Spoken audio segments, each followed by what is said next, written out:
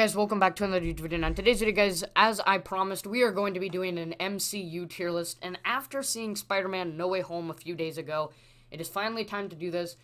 Also, this does mean that I will be doing a Spider-Man ranking for all of the Spider-Man films, and since I've seen other content creators, including the Venom films as well, I would like to include those in there as well, since I have watched both of the Venom films, as well as Spider-Man Into the Spider-Verse. So, yeah, it's going to be incorporating all of that for the ranking. Also, I do got my reaction video that I'm going to be doing. I did ask for a webcam for Christmas, so if that does so happen that I do get a webcam, I'm going to try to get it set up so that you can see my reaction as I am watching the video on screen. That's kind of my plans. So it's not going to be right on date with my anniversary. In fact, we're already way past, like, the anniversary date, which was the 19th. But I would still like to do it because after so many years of that I could have done it, I haven't done it yet, and I know a lot of you would like to see that. So there's a lot of good content coming next month. I know I'm going really ahead of myself, but next month we got the new Scream movie coming out. So yes, there's going to be lots of good content coming out for you. Make sure you stay tuned. Read the community posts so that you know what content will be coming, because I have made many posts telling you what will be coming in the future. Lots of rankings, obviously, and stuff like that. So, yeah, that's what there is to look forward to. And also, what was I also going to announce? Join the Discord. Link will always be in the description of every video. I would really like to see some more people join the Discord, get a little more active. There is some fun stuff that you can do on the Discord server as well. So, I really do encourage you guys to join. And I think that's pretty much it. Let's start talking about the MCU movies by first announcing kind of what the tier list looks like. So this does include, of course, all 27 of the MCU movies, and this is just in the Marvel Cinematic Universe, and this does not include any of the shows. I have not watched any of the shows, do not plan on watching them because I do not have Disney+. So this is just the 27 MCU movies from Iron Man to No Way Home. And it has 5 tiers. Now, in the original tier, it had 6 tiers. It had like an SS, an S, all that. I kind of rearranged it to make it my own tier because I thought it was unnecessary to have a 6th tier. So it goes from meh, because there's not really any terrible, absolutely downright bad MCU movie. There have been, I think, only 2 rotten MCU movies. So yeah, there's the meh tier. Like, it's not really that good, not very enjoyable. Nothing special. There's the mediocre, which is the slightly below average. Usually this is the Marvel origin stories that are kind of, they weren't the most interesting origin stories, and they didn't really have a lot of action or good moments in the movie. There's the good/average Marvel movie, which I think you guys can all expect. It's usually a decent origin story with a lot of good action sequences and stuff like that. There's the great MCU movie, which is typically maybe the trilogy ender, or something like Captain America Civil War, not to spoil it, something like that, like a trilogy ender, or one with, you know, lots of different people incorporated. And then there is the top tier MCU movies, which are crowd pleasers. Everybody wanted to go see this movie before it came out in theaters. People were getting really pumped up for it. This movie was sold out for a while in theaters. I mean, now that's kind of the case for every Marvel movie. It's very, very busy. But this is the one that everybody really, really, really wanted to see, anticipated throughout the year once it was first announced. So yeah, that is what the tier list will look like. So let's start off with the first one, which is Iron Man. First, we have Iron Man, which I think goes in the great category. Definitely an above-average origin story for a Marvel movie. And I think it was a great starter to the MCU franchise. I absolutely loved Iron Man as a superhero because of his just unique backstory. He started off as just a regular businessman who was very, very broken, who slowly learned more and more and more about his faults that he has. And you see that a lot in this first movie. And he obviously does not fully develop in this first movie, but he does learn about a lot of his faults that he carries. Additionally, I think Ironmonger, even though he has been overdone after Ironmonger with a villain who has had jealousy of Iron Man's work. Tony Stark was able to build this in a cave with a box of scraps. Well, I'm sorry. I'm not Tony Stark. because Ironmonger was the first MCU villain and Iron Man villain, it isn't as much of a cliche as it is for later villains, which I'm going to talk about more later in this MCU list. But of course, much like a lot of Iron Man's villains and even some of Spider-Man's villains, they all had jealousy for Iron Man. But in this one, because Ironmonger was the first one, it isn't as cliche as the other ones. Also, I think Ironmonger is a pretty interesting villain. Just yeah, thought he was a pretty good starting villain for the MCU. I don't think there's really much more to say about Iron Man. Just a really great MCU movie. Definitely an above average origin story. Next up is the Incredible Hulk, which I'm going to be putting in the meh tier. I don't think it's a terrible MCU movie, but because it is quite a black sheep in the MCU franchise, it does fall below because with the actor that we got for Hulk in this movie, we got so used to seeing Mark Ruffalo as Hulk throughout the movies that when you go back and you rewatch The Incredible Hulk and you see the other actor, which I can't even remember his name, playing the Hulk, you're just like, that's not my Hulk. I liked Mark Ruffalo better. But other than that, I think there are some good action sequences. I thought Abomination was done pretty well in this movie for a final battle. Definitely a lot better than Carnage versus Venom, which should have been a similar movie to The Incredible Hulk, but I think it just fell short.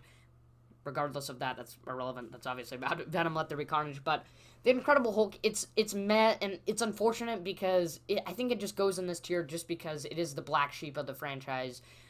Definitely not my personal preference for the Hulk actor. I think he could have done well if he showed up in Avengers and for the rest of the MCU franchise.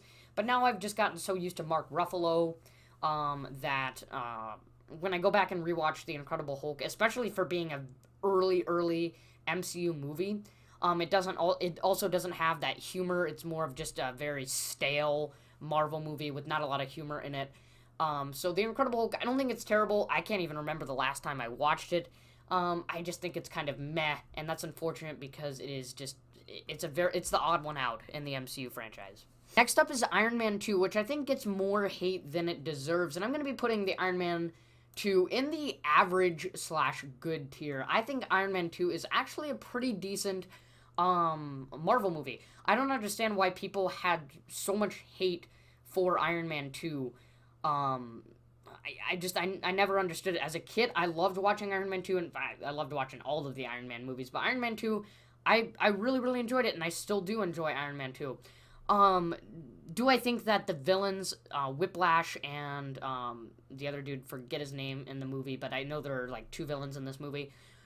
Do I think they could have been done better? Yes. But what I like about this movie is that I think it's a solid sequel.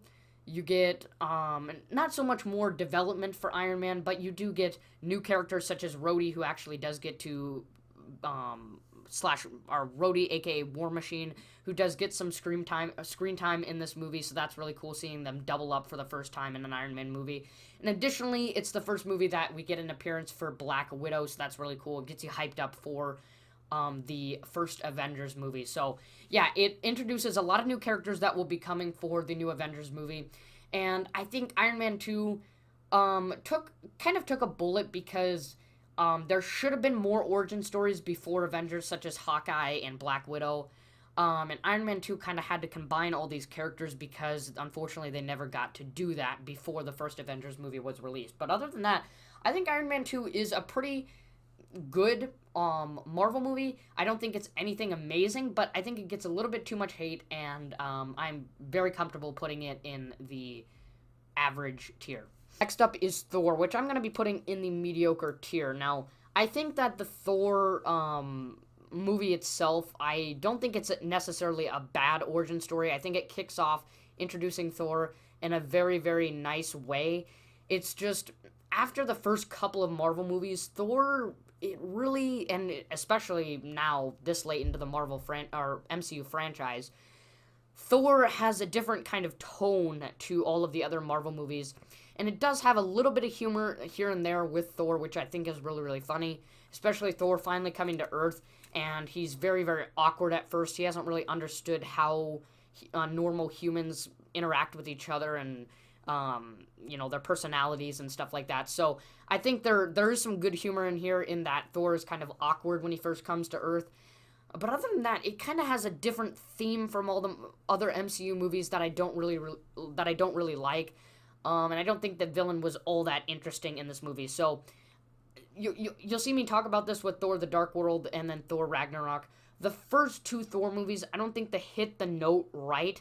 But once you got to Thor: Ragnarok, and I'll talk more about that when we get there, it hit the note right when that movie was released. So Thor, I think it's a mediocre movie. It's not a bad origin story. It just doesn't have the correct tone to be an average MCU movie, in my opinion. Next up is Captain America: The First Avenger, which I think is a good / average Marvel movie.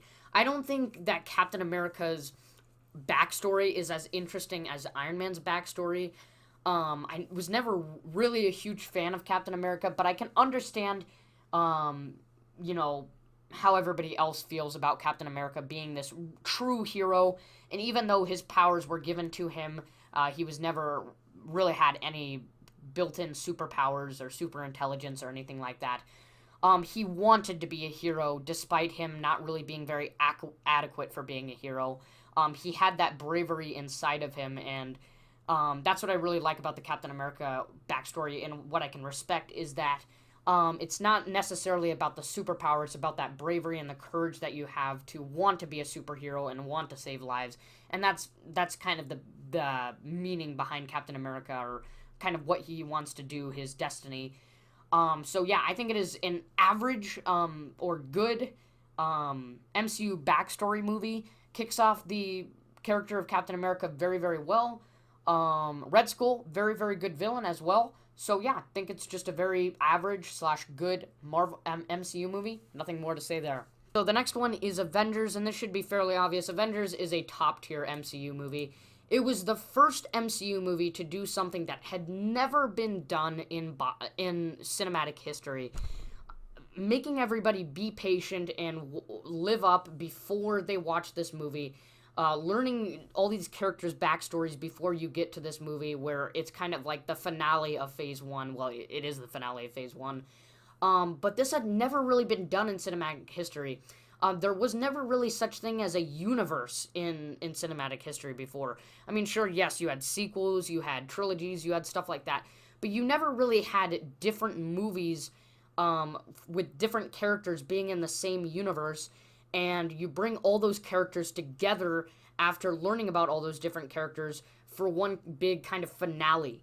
Now, obviously, it wasn't the grand finale of the MCU franchise, but it was the finale of Phase 1 after learning all their backstories, and it kind of kicked off everything else that came in for the rest of the MCU franchise, for Phases 2 and 3 especially. It told us what is going to be the battle in Phases 2 and 3. It set you off for those other movies while also kind of concluding Phase 1, where we learn about all these main characters that will be with us for the next few phases. So the Avengers, it's something that had never been done in cinematic history, and it had everybody really, really wanting to see this movie, especially comic book fans who have read the Marvel comics before even the MCU started.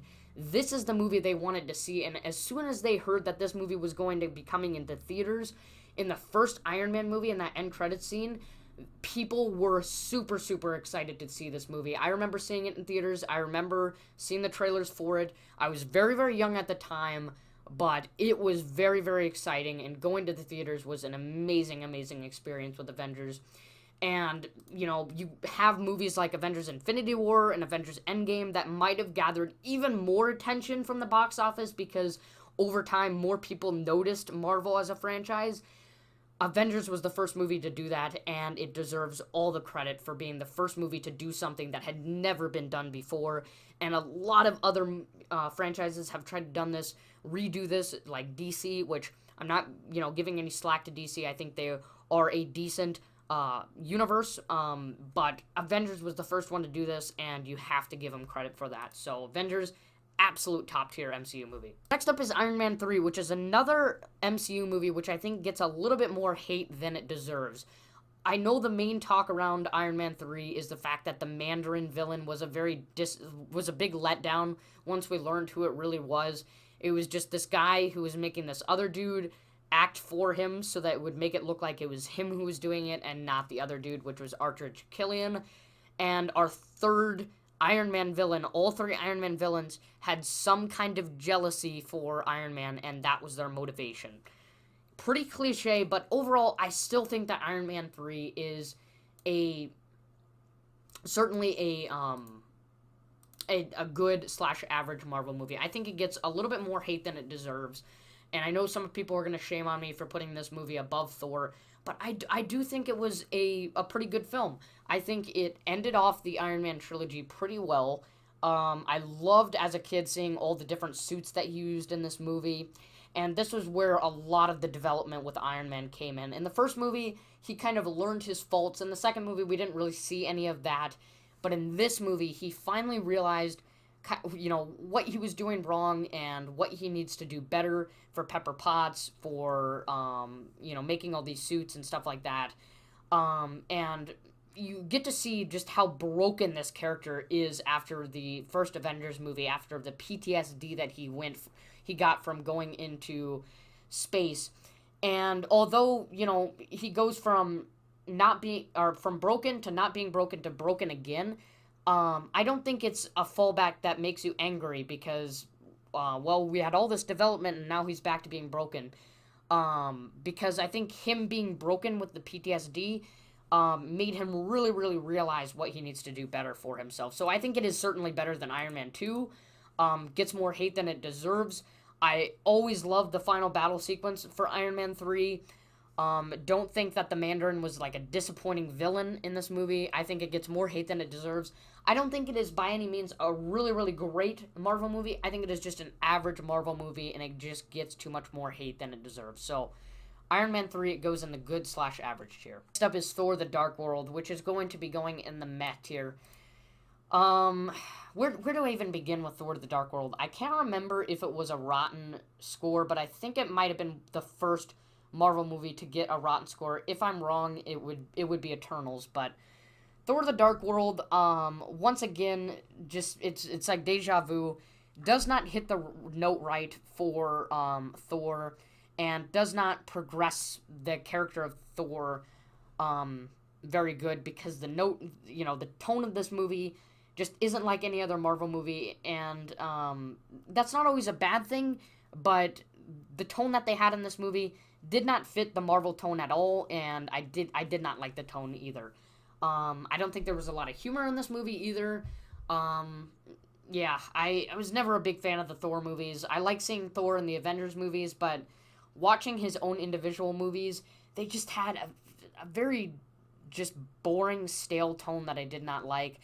Additionally, the villain in this movie, I forget what his name is, but I know he was trying to go after the Ether. Very, very boring villain. There's not much more to say. Thor: The Dark World, even worse than the first Thor movie, because it doesn't really do anything else. It doesn't really progress Thor's character any more than it was after Avengers. So, Thor: The Dark World, it goes in the meh tier. Next up is Captain America: The Winter Soldier, which I think is an overrated Marvel movie. But other than that, Captain America: The Winter Soldier is in the good slash average tier, certainly above Iron Man 2 and Iron Man 3. I really, really liked what they did with the relationship between Captain America and Bucky. I think it is a very, very interesting relationship, and you get to see Captain America just fight to get that friendship back the whole movie, and it's different from the villains that you're used to in the Marvel movie. Most of the time it's like, oh, this guy wants to do really, really terrible things to the Earth, and we need to stop him. But in this Marvel movie, it's different because Captain America is chasing after his friend, and he's trying to get the message across that, hey, I don't want to do any harm, I want to restore our friendship, and he's just fighting for it this entire movie, and you see just how hard the fight is to get Bucky back in this movie, and that is really, really interesting in this movie. So I think it actually goes above Captain America: The First Avenger. I think it is certainly overrated, but I do respect this movie just because of that relationship between Bucky and Captain America in this movie that is greatly shown. And we don't really get to see a whole lot more of that after that. In Civil War, yeah, you get to see them together, but do you really get to see them, or Captain America, fighting for Bucky, which is what we really wanted to see? No, you just get to see them work together and, have a few lines with each other, but that's about it. So, Captain America, the Winter Soldier, overrated Marvel movie, but I don't think it is a bad Marvel movie by any means. Next up is Guardians of the Galaxy, which is a great Marvel movie. I don't think it completely redid the Avengers movie. I don't think they were trying to copy off of what the Avengers were doing. They went for something different, and I think this was the first Marvel movie where we started to realize that Marvel movies started to become kind of a tradition for humor to be in Marvel movies, and this movie exemplified that. The characters in the movie were really, really funny, very funny Marvel movie, and I think this is the first Marvel movie where it was like they were trying to be funny, they were intentionally being funny, and they successfully did that. And that's a tradition that I like to see in Marvel movies is every now and then you have like a joke cracked here and there, but it doesn't ruin the action sequences. Which has happened in Marvel movies before, don't get me wrong. But in this one, it certainly does not ruin it. So enough with the humor. Let's talk about kind of the characters and all that. Characters are really, really fun. I love Star-Lord. I love Drax. I love Rocket the Raccoon, Gamora, all them. Really, really great characters. Ronan, I don't think he's the most interesting Marvel villain. You get to see more of him throughout the franchise. Obviously, he's the star of the show in Guardians of the Galaxy. Don't think he's really the most interesting. But the final battle sequence with Ronan is really funny, but it's also very, very emotional, especially with Groot finally saying something other than "I am Groot, we are Groot." Very, very wholesome scene. So Guardians of the Galaxy, I don't think they were trying to copy Avengers in this movie. I think they were trying to go for something different, and they went for a tone in a Marvel movie that was successfully good for being a different tone. And set the tone for the rest of the Marvel movies after that, where they're just being intentionally funny, but not ruining those action sequences. So I hope you could understand what I was saying there, but Guardians of the Galaxy, certainly a great Marvel movie. Next up is Avengers Age of Ultron, which is going to be going in the good/average tier, above Iron Man 3 and Iron Man 2. It's very unusual of an Avengers movie to not be as successful as they are, but Avengers Age of Ultron did not hit the note right like the other Marvel movies did, and there was nothing really to be lived up for coming into Avengers Age of Ultron. I mean, sure, you had, obviously, the trilogy ender for Iron Man, you had a second movie for Thor, you had a second movie for Captain America, but that was really it. There was nothing really lived up for Age of Ultron, and I think that's why it wasn't as successful as Avengers Infinity War and Avengers Endgame, because we kind of built up to get to those Marvel movies, but Avengers Age of Ultron only coming 3 years after the first Avengers movie, and we didn't really get much more in between those two movies to make us super excited for Avengers Age of Ultron. Additionally, like I said, it doesn't hit the tone right like the other Marvel movies. I think the character of Ultron, not the most interesting Marvel villain out there. I do think that the final battle sequence where they're fighting off all the robots and stuff like that, I think it's a good battle sequence to see them all trying to fight them off, but it feels like it's just it's like the first Avengers movie where they're fighting off the army of the Thanos' army, but just worse, because it's just a bunch of mindless robots that are just there for them to just hit and destroy. It doesn't feel like they're much of a threat to them.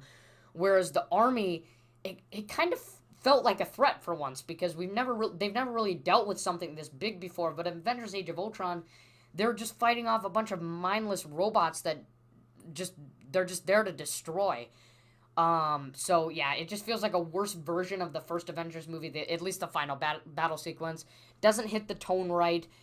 There's some good humor there, here and there, but overall, Avengers Age of Ultron, it's still a good Marvel movie. I can still enjoy watching Avengers Age of Ultron, just watching them destroy some mindless robots and having some good action sequences here and there and some battle sequences, but other than that, it's definitely not anything super exciting. So next we have Ant-Man, and Ant-Man is one of those MCU movies that is not trying to go over the top, is not trying to be the next big MCU movie or anything. It's just trying to be a nice, fun, unique MCU movie, and Ant-Man did it just right. Although I think there were a few elements in there that actually made it a pretty good movie. That being, we've never really had that interesting kind of battle sequences where it's kind of like a small scale battle sequence, literally and metaphorically, because when we have Yellow Jacket and Ant-Man fighting at the ending of the movie, it's a very small scale battle sequence, but it's something unique, and you can still take it somewhat seriously, even though it's really small scale, and all they're really fighting,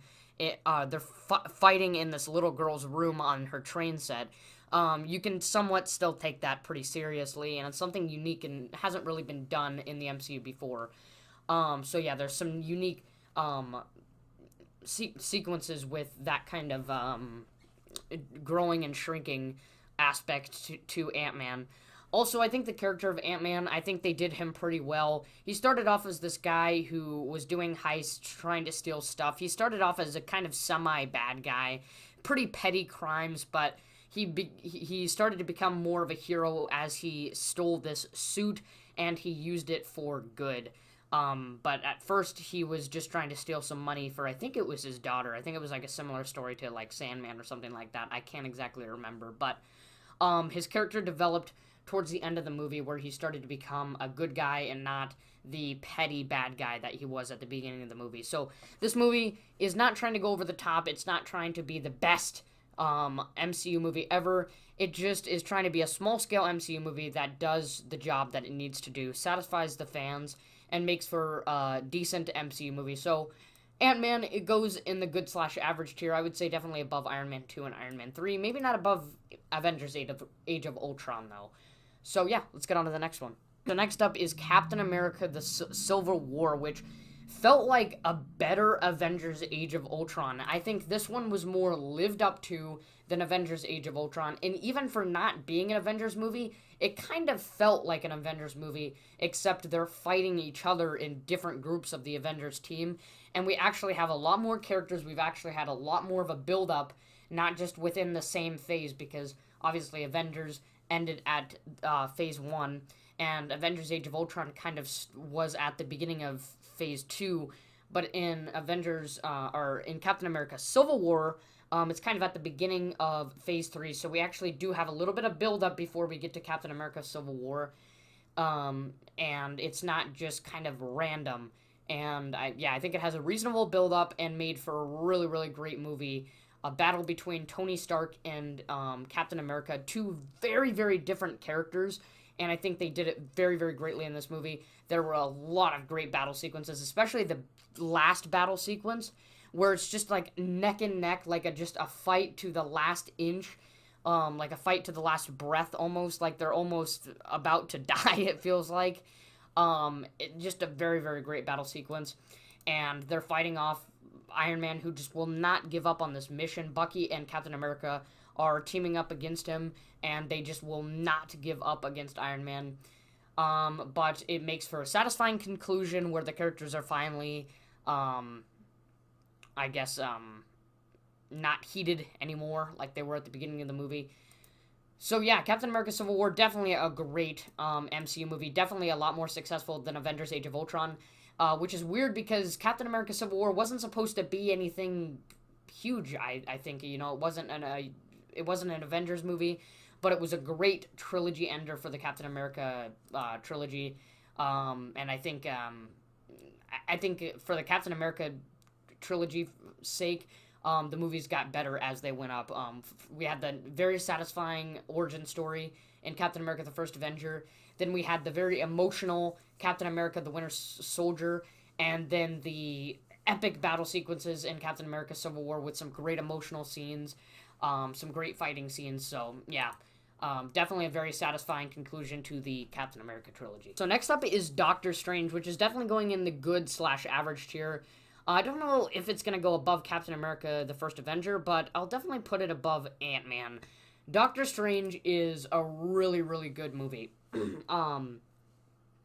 The cinematography, I know this is something that a lot of people like to talk about as far as Doctor Strange goes, was really, really unique in this movie, unlike any other MCU movie. And they really did it well, or they really sold it on the kind of magical, like, just weird, aspect, like magical aspect to Doctor Strange, that kind of warping of reality and stuff like that. They really sold it with the cinematography in this movie. I think they could have done a little bit better on some of the fighting sequences in this movie, but overall, I think they did pretty well on the origin story behind Doctor Strange. I think Dormammu, it was a bit of a cheap ending for Dormammu, where he just puts him in a time loop and Dormammu is basically harmless. I thought that was a little bit of a cheap ending for Dormammu, who is just supposed to be a very, very big villain. I think they should have saved him maybe for later on in the Doctor Strange movies, because we're obviously going into Doctor Strange Multiverse of Madness. I think they could have saved him for a later movie and just kept the other dude, I forget his name. I know he was defeated like halfway through the film. I think he should have been the center of attention for the main villain instead of Dormammu, who's this very, very big villain. But at least if they were going to try to put him in this movie, don't, have him killed off in this very cheap way where he just puts him in a time loop. I guess Doctor Strange learned more and more and got better and better with using spells and magic. So, you do get that development. But for such a big villain like Dormammu, it just felt very, very cheap for him to just put him in a time loop and kill him. So, Doctor Strange, I really do enjoy this movie. The battle sequences, like I said, they could have been done a little bit better. Dormammu could have been done better, certainly. But the cinematography is amazing. It's certainly unique. It's never been done in the MCU before, at least up until Doctor Strange came out. So, yeah, very, very great Marvel movie. Next up is Guardians of the Galaxy Volume 2, which I'm going to be putting in the mediocre tier. I know there's some pretty mixed thoughts on Guardians of the Galaxy Volume 2. Some people absolutely love this movie. Some people do not like this movie at all. I think it's a mediocre Marvel movie. It definitely could have been better with the new characters that they introduced. Some of them just weren't all that interesting, like Mantis. I don't think she was that interesting of a new character for the Guardians of the Galaxy. Additionally, the villain in this movie, which is Star-Lord's dad, I freaking forget his name. Very, very disappointing villain. It was just, it felt like an absolute joke when Star-Lord is getting mad at his father, and his father's just laughing it off like it's nothing. It's just, it feels really, really stupid. Yeah, Guardians of the Galaxy Volume 2, it tries to redo what the first Guardians of the Galaxy do, but I think it fails a little bit. The humor, I think, is still there. It's still present in Guardians of the Galaxy. But just everything else that was great about Guardians of the Galaxy is just not here. The villain is not as great. The new characters don't really add anything to it. Yeah, just very mediocre and doesn't have as much as that charm as the first Guardians of the Galaxy has. Next up is Spider-Man Homecoming, and after Spider-Man's first appearance in Captain America Civil War, I had very little doubt that he was going to be reappearing in the MCU ever again after Civil War. I thought it was just going to be some kind of, like, joke in the Captain America Civil War movie, but then they made a movie for him, and I thought, okay, well, I'll high up my expectations, hopefully this will be a good movie, and it turned out to be a very, very solid MCU movie. I'm going to be putting it in the good/average tier. Very solid MCU movie. The humor is definitely there, and yeah, it really sticks out to you because it's teenagers who are, making the jokes and stuff like that, especially Ned. Very, very funny in this movie. Yeah, and it has a different kind of theme from the rest of the MCU movies because it's all teenagers, high schoolers that you're dealing with in this movie. And Tom Holland, I think, makes for a good... he has a good Spider-Man and Peter Parker side to him, and we get to see more of that in Far From Home and No Way Home, which I will talk about more later. But yeah, Spider-Man Homecoming, very solid MCU movie. The humor is there. There's some good fighting sequences. I think that Vulture makes for a really good villain. He's not some guy who's going to just end the world, blow up the Earth. He's just a guy that thought that he had been done wrong, so he turns evil because he thinks that, he deserves better because he was done wrong. Which is a kind of an interesting backstory, but he's not trying to blow up the world. He's stealing some alien equipment that was left from the Avengers battle and using it for bad. He's not some guy who's trying to destroy Earth or whatever. So yeah, he's an interesting villain, and what makes him even better in this movie is the fact that he is the father of the girl that Peter wants to go to the homecoming dance with. So it makes their relationship with each other, their kind of how do you want to say it? Their rivalry even more heated because he realizes, oh shoot, this is her father, and now I have to fight off this guy because I know that he's doing wrong, even though this is the girl I want to go to homecoming with. It's very, very up close and personal. And especially that scene where they're in the car together, and we realize that he's the father of her, and he threatens her if he does anything to her. That's a really, really close scene. And even though it's small scale, in most of the other MCU movies, it's like, it's not this small scale. It's not like just some guy giving him a threat. But because he's just a kid and he doesn't really have anything going for him, you can just feel, how. You can feel how close this how do you want to say it, this rivalry, this conflict is. That's what I was trying to say.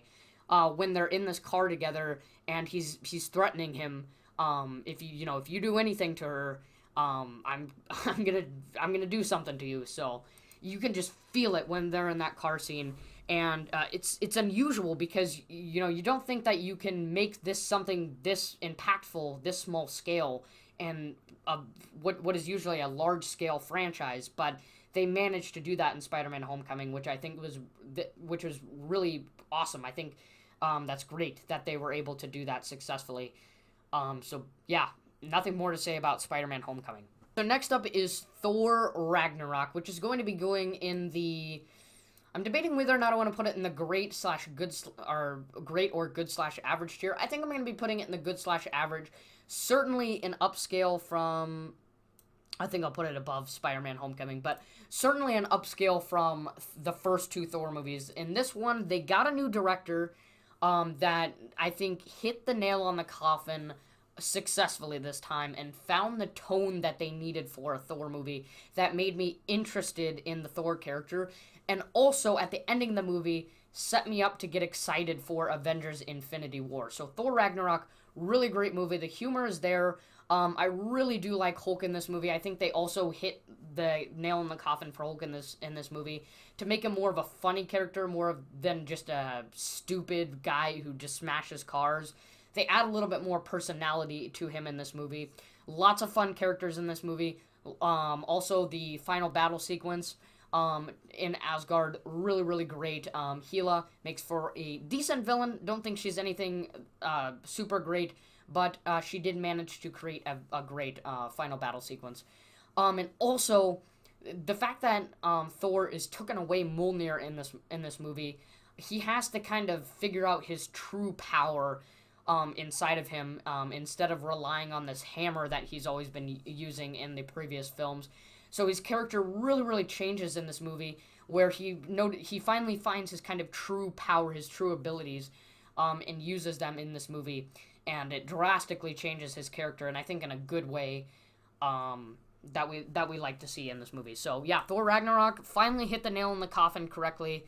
Yeah, nothing more to say. Next up is Black Panther, and I know a lot of people love Black Panther. They really love the origin story behind Black Panther.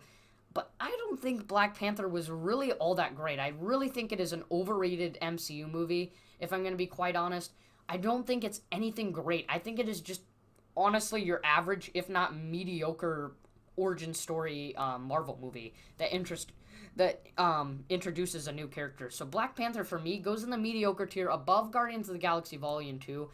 I just think it's an extremely overrated Marvel movie. When I watched this movie, I didn't really get a kick out of it. I didn't really enjoy it that much.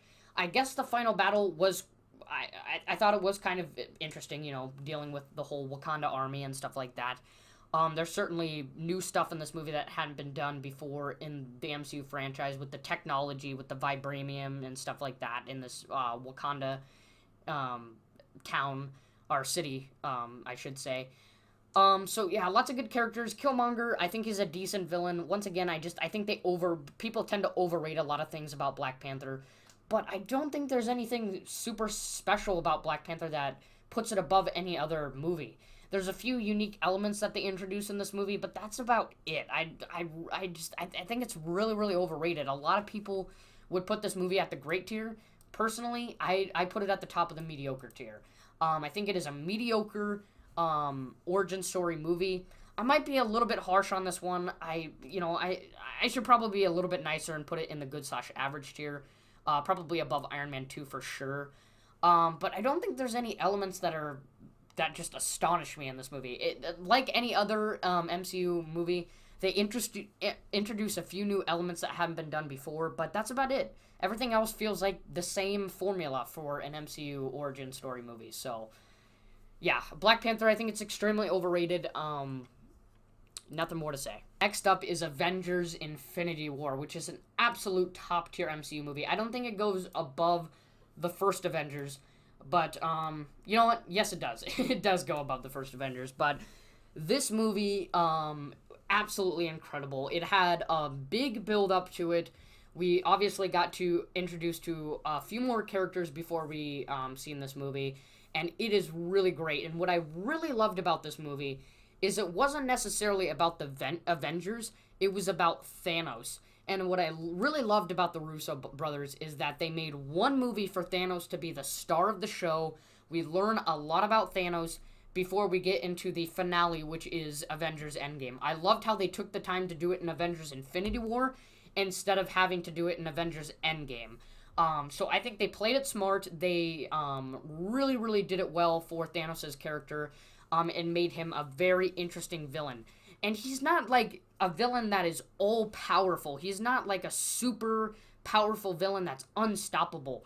He's a Titan. He's certainly more powerful than the average human. But without the Infinity Gauntlet, he's just kind of a normal Titan who has a different view on the world. So yeah, I think they did a really good job at introducing the character of Thanos and giving us his perspective on the world that you can almost understand a little bit. But you also realize that it is wrong, and you can understand why the Avengers would be opposed to it. Obviously, there are a lot of great action sequences in this movie. I think every character in this movie for the Avengers gets their gets their time in the spotlight. And I love the build up to him getting an Infinity Stone every so often in the movie. It was a really, really nice build up. And yeah, I don't think there's any much more to say.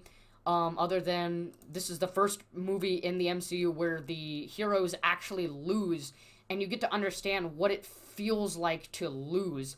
Kind of just the despair that is at the ending of this movie. And when this movie got done, I thought, damn, I hope they make another movie. But I also felt defeated at the end of the movie, just like the Avengers did. And I wasn't really sure what they were going to do to recover from this until obviously people started making theories about how they are going to get out of this rut that they're in or whatever. So yeah, Avengers Infinity War, absolute top tier MCU movie. This is Ant-Man and the Wasp, and just like the first Ant-Man, it is not trying to go over the top. It is not trying to be an absolute top tier MCU movie. It's just trying to satisfy the fans with a nice, fun MCU movie, and it did just that.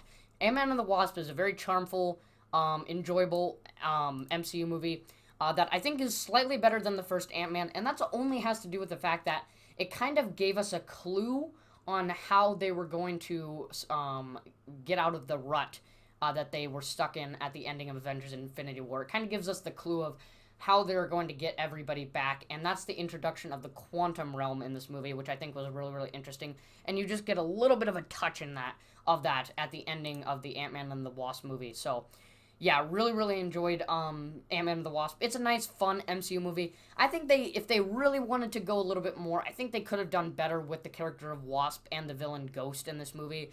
But I think they did just fine, and it makes for a good, decent MCU movie. Is Captain Marvel, which is certainly a very mediocre Marvel movie. I don't think it's meh. I don't think it's horrible, but it's certainly a mediocre Marvel movie for an origin story. I think the villain in this movie is very, very unsatisfying, especially the final battle between Captain Marvel and the guy who's basically... I can't remember, sorry. I've only watched this movie once, but don't think he's really that interesting of a villain, and the final battle between them is just very unsatisfying. Ronan comes back in this movie, I guess, for like one little scene, but that's about it. Other than that, Captain Marvel, I don't think she's a very interesting villain, and I don't think that they are villain. I'm sorry, superhero. At least how they introduced her. And I think that mainly has to do with just Brie Larson as an actor. Is that like a personal attack or something? I think she's trying to be too, she's trying to act like she is the, no offense, but she's trying to act like she is the, star of the show. She is the all-powerful, MCU superhero, and she's gonna be the one to save the day in Avengers Endgame. And they obviously forced her in here before Avengers Endgame so that she could have the little moment in Avengers Endgame. And I don't think they had to do that. I think they could have done Captain Marvel after Avengers Endgame so that they could have took their time, slowed the roll, and did better on the character. But I think that also partially has to do with just Brie Larson as a person. No offense to Brie Larson, but you've seen some of the things with Brie Larson pre-Endgame, her having interviews with the other Avengers cast. It was really, really awkward, and there's just some very stupid moments with Brie Larson. I personally do not like Brie Larson as Captain Marvel and just as a person in general. I don't want to personally attack her, but Captain Marvel, it's a very mediocre MCU movie. There's nothing special about the MCU movie. I don't think there's really much charm or humor in this movie, except for Samuel L. Jackson. I think he saves it with some of his humor that he has in it. I like that it has a 90s vibe. I guess I can say that I will give it this. For taking place in the 90s, it certainly gave me a 90s vibe. I think the characters of Talos, they were okay. I think they could have done a little bit better, made them a little bit more interesting in this movie. But yeah, that's about it. Very mediocre MCU movie. Next up is Avengers Endgame, which is an absolute top-tier MCU movie, of course. This movie felt like the grand finale of the MCU. And I don't think they will ever be able to redo anything like they did in Avengers Endgame. It was just the grand finale of the MCU movie. I don't think it's as good as the first Avengers movie, but it had a very, very successful build-up, and this movie is the quintessential example of, being able to build up something and have patience to build up something and gather so much attention and sell it off in one movie after you've done all of this development and all this preparation. What you can do with all of that, Avengers Endgame is the perfect example of that. Just a very, very great MCU movie overall. It starts off very very depressing, and then it starts to build up when they start to figure out how they're going to solve this mess. What they do with the quantum realm, I think, is very, very fun. I think it's really cool to go back to all these places that we've been, collecting back the time stones and having some fun with the humor as well. And then the final battle sequence, oh my god, it is so good. There are so many good things about that final battle sequence. And I loved how they played it smart, and they had it just Iron Man, Thor, and Captain America fighting against Thanos first. And then after all hope seems lost, the caravan comes back through the portals, and Captain America finally says his lines after getting Mjolnir. It is just a perfect scene. That Avengers Assemble scene, it is just amazing. They just sold it so greatly and built it up so greatly. If that had been done in the first Avengers movie, it would not have felt nearly as good as an Avengers Endgame. They just did it so well. The final battle sequence was so great. And, there's so much I could talk about. They ended the characters of Captain America and Iron Man very well for a satisfying conclusion. It just made for a great grand finale of the first 3 phases of the MCU. And it was just an absolute joyride. The only complaint I have about this movie is I think Fat Thor was very unnecessary. I know they were trying to make it like some kind of like funny thing in this movie. I just thought Fat Thor was kind of unnecessary. I guess you could argue that it was, well, it's 5 years after, everybody's kind of moved on and stuff like that. We might as well give up because half the universe is gone. But Thor being fat, really, it was funny the first time I seen it, but now it just kind of bothers me that they did that. And it will forever stick with Avengers Endgame, Thor being fat. And it's just really weird. But yeah, this movie, very, very great. Not much more to say. Next up is Spider-Man Far From Home. And I know some people might put this in the good/average tier. But personally, I think it is a mediocre MCU movie. Spider-Man Far From Home, it did some good things and it did some bad things. I guess some of the good things that it did is it brought something new to the table that I really, really enjoyed in this movie. Which was they obviously did some of that trickery with the drones and the augmented reality and making it look like Mysterio is a superhero when he's really a supervillain. They really had me sold on that for the first half of the movie. I really was convinced that Mysterio was a good guy and they were going to be working together to fight off these elemental villains or whatever, and I thought that was going to kind of be the new big villains of the MCU going into Phase 4. But when they went in halfway through the movie and they turned the tables completely around, I honestly did not see that coming, because I'm obviously not an expert on the MCU comics, so it definitely surprised me quite a lot when it did happen in this movie. So the first half was really good, where you didn't really know what was going on. But the second half, when you first realize that he was just pretending to be a superhero all along, you're like, oh, that's kind of interesting.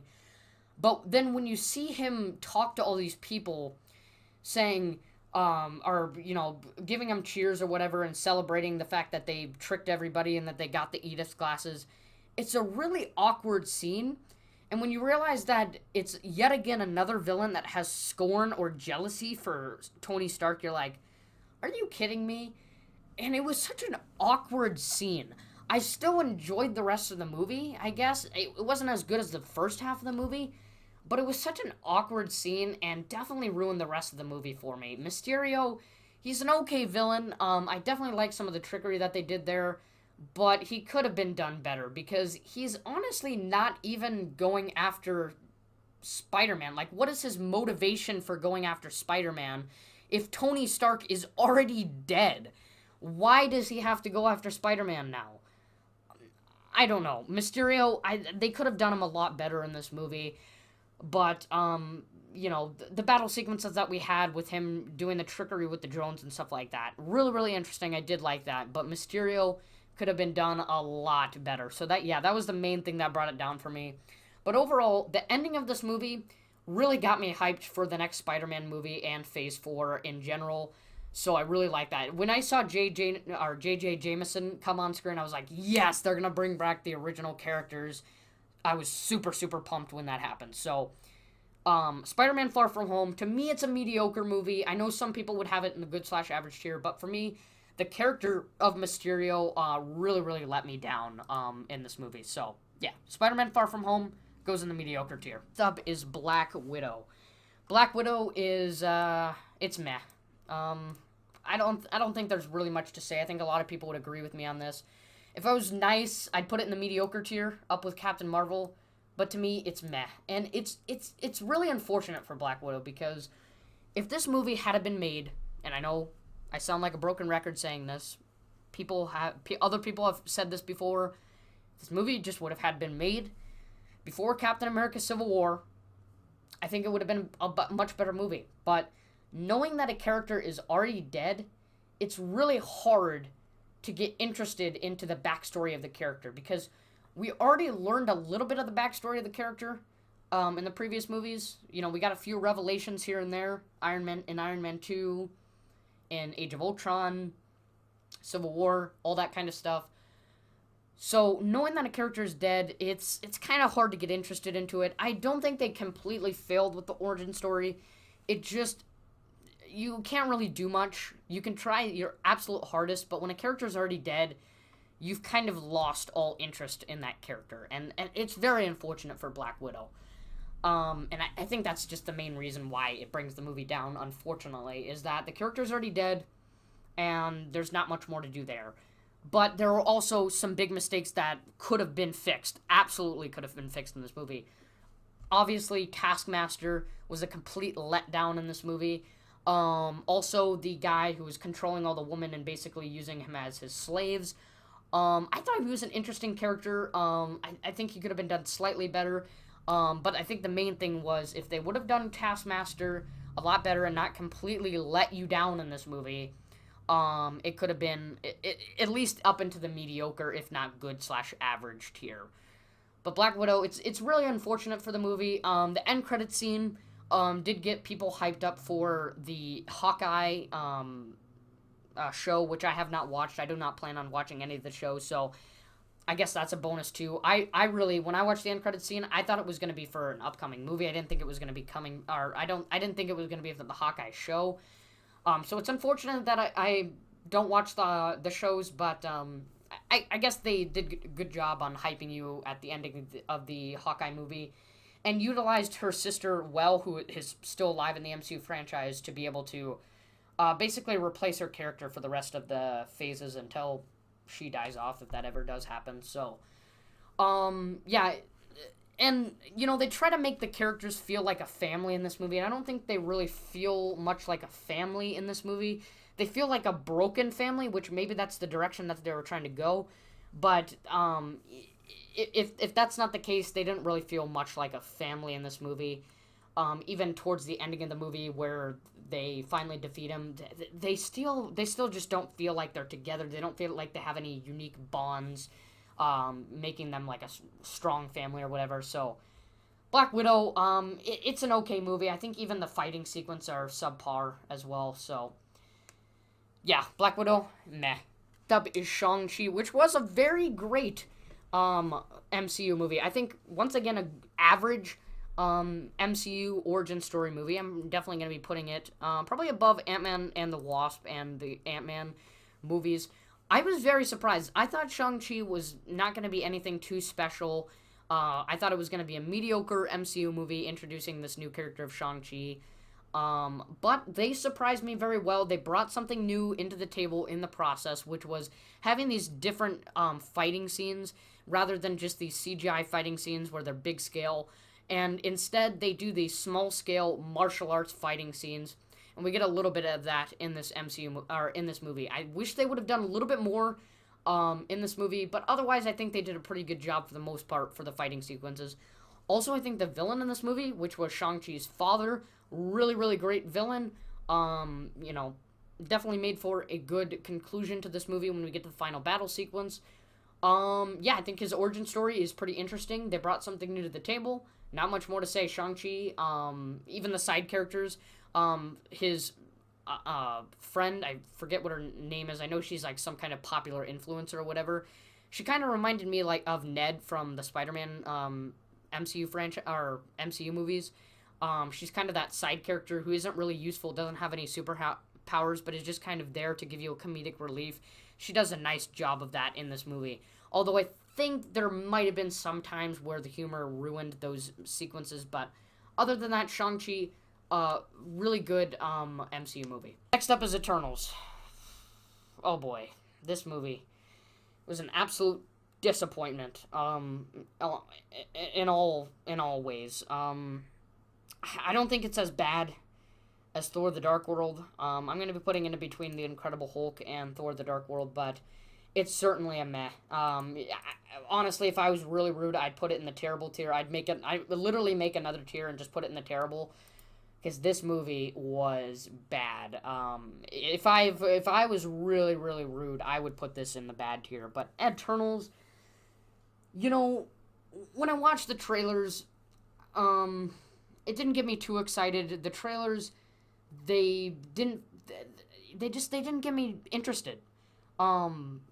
So I wish I came into this movie being at least excited and my expectations being lowered, but even the trailers didn't get me interested in this movie. The trailers, they just weren't at all intriguing. The poster, which I've seen because I work at a movie theater, it wasn't intriguing at either.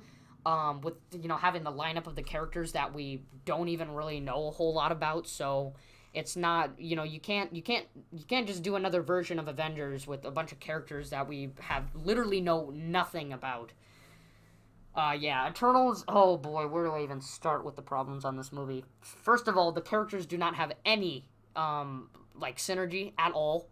At least with the Avengers, the characters are all very diverse. They're very different, and they tried to do that in this Eternals movie, which I really hate. I don't like. I don't like that the new MCU movies are trying to go for political correctness rather than just being a good MCU movie in general. But Eternals, at least if you're gonna have a diverse cast, have some synergy with each other, but they did not have any synergy at all.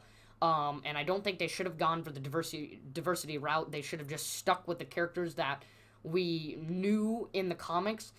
I know Eternals weren't really big in the comics, but at least if you're going to introduce them, try to at least semi go off of the comics, but they just did not go off of that at all, and it made for a cast that had no synergy, too many people in this movie that we didn't know anything about, so you didn't really have any chance for development. It didn't feel like any of the characters developed.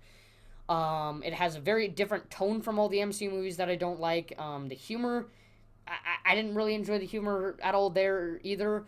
The battle sequences, didn't enjoy them either.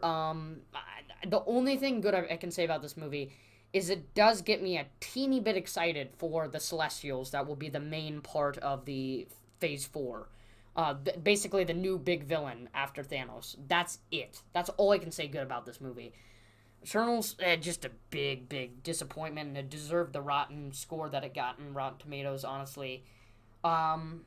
Just a completely unwatchable MCU movie. At least, something like The Incredible Hulk, or even some of the mediocre ones like Far From Home, Guardians of the Galaxy 2, at least they're rewatchable, but Eternals, I would never watch this movie ever again, unless I wanted to learn something more about these characters, because I didn't fully understand them. But yeah, it was just really bad.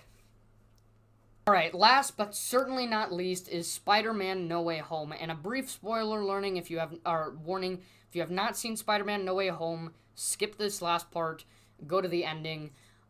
This will include spoilers, but Spider-Man No Way Home is a great MCU movie.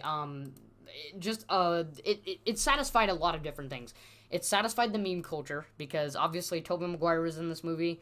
It added to the amount of memes that we can use for Tobey Maguire, which I really liked.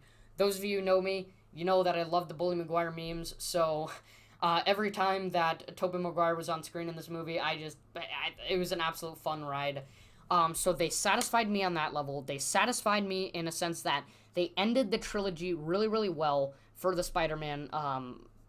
They concluded the Spider-Man trilogy really, really well, and they brought back all the original characters and gave them a little bit more screen time one last time. At least we don't know yet. There could be another Amazing Spider-Man. We never know, but they gave him a little bit more screen time for they gave him one last chance basically, and they did it very, very well. This movie is really, really great. There's just so many great things about this movie. I do have a few problems with this movie. It's not perfect, and I will definitely mention the problems since it's the first time I'm talking about this movie. A few of the issues that I have with this movie. I think this is the only complaint. I think that the Sinister Six could have been done a little bit better. There was a few villains in the Sinister Six that could have had a little bit more screen time instead of just kind of being there.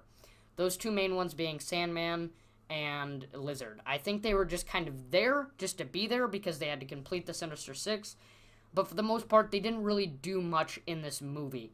And I think they should have had a little bit more screen time so that it would have been a little bit more of a fair share. I realized that Green Goblin and Doc Ock were supposed to be the two main ones in this movie, but I wish they would have gave everybody a little bit more of their fair share. As far as Andrew Garfield, Tobey Maguire, and Tom Holland, they all got their screen time in this movie. They all got their chance in the spotlight. And both Andrew Garfield and Tobey Maguire gave him a little bit of word of advice for Tom Holland's decision making in this movie. And despite Tobey Maguire and Andrew Garfield being in this movie, it was Tom Holland's film. It was his chance to be in the spotlight and turn from just a regular teenage boy at the beginning of the movie to a man at the ending of the movie, which I really, really liked. he learned so many different things in this movie from so many different people. Obviously, Aunt May, with great power comes great responsibility, and a little bit of word of advice from Andrew Garfield and Tobey Maguire. But despite having that advice from those people, he was kind of alone in this movie as far as decision making goes. He was the one who had to make the tough decisions to become a better character, a better Spider-Man and a better Peter Parker, and they did a great job in this movie.